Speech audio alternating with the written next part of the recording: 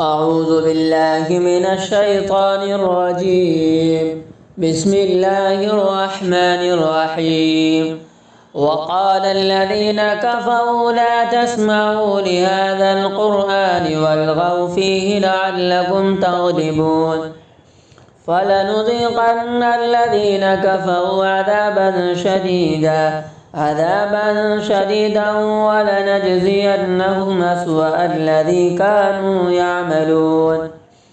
ذلك جزاء أعداء الله النار لهم فيها دار الخلد جزاء بما كانوا بآياتنا يجحدون. وقال الذين كفروا ربنا أرنا الذين أضلانا من الجن والإنس نجعلهما تحت أقدامنا ليكونا من الأسفلين. إن الذين قالوا ربنا الله ثم استقاموا تتنزل عليهم الملائكة ألا تخافوا ولا تحزنوا وأبشروا بالجنة التي كنتم توعدون.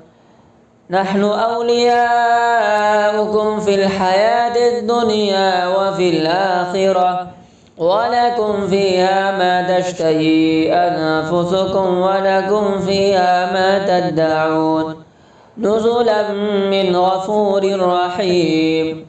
ومن أحسن قولا ممن دعا إلى الله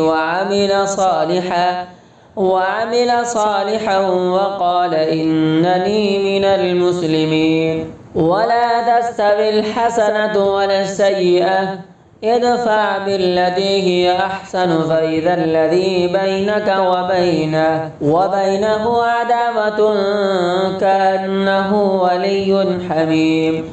وما يلقاها إلا الذين صبروا وما يلقاها إلا ذو حظ عظيم. وإما ينزغنك من الشيطان نزغ فاستعذ بالله إنه هو السميع العليم.